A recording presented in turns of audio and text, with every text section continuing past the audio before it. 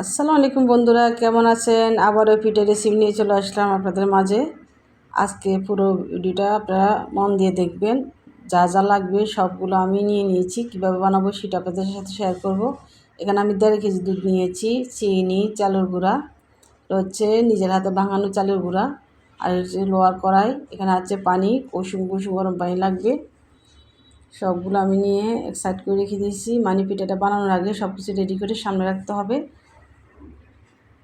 প্রথমে আমি পিঠার ব্যাটারটা করে নিব, কারণ ব্যাটারটা আমি কিছুক্ষণ রেখে দিব সাইড করে।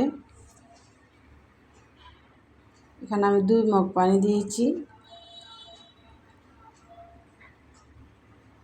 চালের গুঁড়া দিব 4 মগ,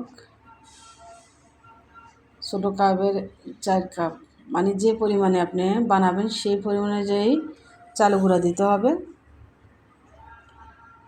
এই ব্যাটারটা গোলানো হচ্ছে সবচেয়ে কঠিন, আমি মনে করি মহিলাদের জন্য। অনেক আপুরা আছেন গরম পানি বেশি দিয়ে দেন, অনেক আপুরা আছে ঠান্ডা পানি দিয়ে দেন। এখানে একদম কুসুম কুসুম গরম পানি দিতে হবে, বেশি গরমও না বেশি ঠান্ডাও না।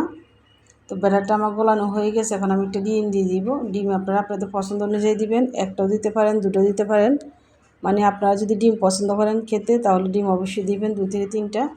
এখানে আমি বেকিং পাউডার দিয়ে দিব 1 চামচ। বেকিং পাউডারটা দিলে হয় কি, পিঠাটা অনেক নরম হয়, সফট হয়, এবং পিঠাটা দুধে ভিজানোর পরে খেতে খুব ভালো লাগে, একদম নরম তুলতুলে হয়, ফুলে ডাবল হয়ে যায়। তো আমার ব্যাটারটা বানানো হয়ে গেছে। এখন আমি দুধটা ঢেলে নিচ্ছি। এখানে আমি 1.5 কেজি দুধ নিয়েছি, কারণ আমি পিঠার পরিমাণ অনুযায়ী দুধ দিতে হবে। আপনারা চাইলে 2 কেজি 3 কেজি নিতে পারেন। যত বেশি দুধ দিবেন, যত বেশি নারকেল দিবেন, চিনি দিবেন, তত বেশি স্বাদ হবে। একমাত্র এই চিতল পিঠা হচ্ছে বহুরূপী পিঠা। এই পিঠাটা যে কোনো কিছুর সাথে খাওয়া যায়, ভর্তার সাথে, মাংসের সাথে, ডিমের সাথে, সবজির সাথে, এমনকি দুধ চিতল পিঠাও বানানো যায়, যেটা আজকে আমি বানাচ্ছি। আর কোনো পিঠা এত কিছু দিয়ে খাওয়া যায় না। তো এখানে নারকেল কড়া দিয়ে দিচ্ছি 1 বাটি, 2-3টে তেজপাতা দিয়েছি, লং, এলাচি, দারচিনি দিতে পারেন। তো আমি এগুলো দিব না, যেহেতু আমার বাচ্চারা খায় না। একটা ফ্লেভার আসে দারচিনি এলাচি দিলে। এখন আমি চিনি দিয়ে দেবো 3 কাপ। মিষ্টিটাও আমার পছন্দ অনুযায়ী দিব, কারণ আমার মেয়ে মিষ্টি খায় প্রচুর। আজকে পিঠাটা বানাচ্ছি আমার ছোটো মেয়ের অনুরোধে। এর আগে যে পিঠাটা বানিয়েছি সেটা একটু ছোটো ছোটো করে বানিয়েছি। এখন সে আবার খাবে, তার কাছে খুব ভালো লেগেছে। তো বাবাকে বলেছে, ওর বাবা আবার দুধ নিয়ে আসছে, নারকেল নিয়ে আসছে। তো গুড়টা আমার শেষ হয়ে গেছে। এর আগে আমি পিঠাটা বানিয়েছি গুড় দিয়ে, আজকে বানাবো চিনি দিয়ে। দুধটা যখন জাল দিব, তখন আমি দুধের পাশে দাঁড়িয়ে থাকবো, চুলার পাশে, যেন দুধটা পড়ে না যায়। যদি পড়ে যায় তাহলে নারকেলটা উপরে বেশি উঠেছে, তো এটি পড়ে যাবে। আর দুধ জাল দিয়ে কখনো দূরে যাওয়া যায় না, কাছে দাঁড়িয়ে থাকতে হবে। কয়েকটা বলক যখন চলে আসবে, তখন আমি নামিয়ে ফেলবো। হয়ে গেছে আমার। এখন আমি নামিয়ে সাইড করে রেখে দিয়েছি। চুলায় একটা কড়াই বসিয়ে দিয়েছি, এটা হচ্ছে লোহার কড়াই। এই কড়াইগুলো বাজারের যে কোনো দোকানে পাওয়া যায় বন্ধুরা। তো আমি এই কড়াইটাকে নিয়েছি 120 টাকা দিয়ে, আর কড়াইয়ের সাথে ছোটো একটা ঢাকনা কিনেছি। এখন এক করে আমি পিঠাগুলো বানিয়ে নিব। দেখেছেন কত সুন্দর সুন্দর পিঠা হচ্ছে।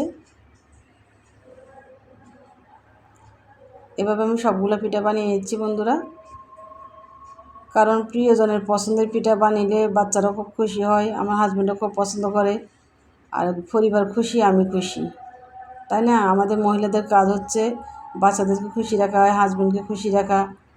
কত কাজই তো আমাদের করতে হয়। ছোটো ছোটো কাজগুলো যদি আমরা ভিডিও বানিয়ে রাখি, সেগুলো আমরা শেয়ার করতে পারি।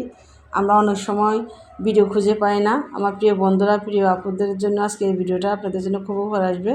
যে কোনো জিনিস রান্না করবেন বা পরিবেশন করবেন, আপনি এইভাবে বানিয়ে বানিয়ে ভিডিও বানিয়ে রাখতে পারেন।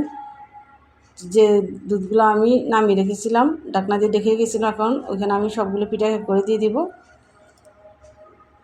এই পিঠাটা আমি বানিয়েছি রাত্রে, তো সারা রাত ভিজিয়ে রাখবো। সারা রাত ভিজানোর পরে হবে কি, পিঠাটা একদম নরম তুলতুলে হয়ে যাবে, আর দুধটা আরও কমে যাবে।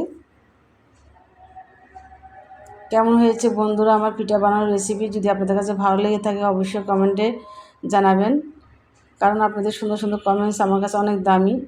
আপনি আমার ভিডিও দেখবেন, আমি আপনার ভিডিও দেখব।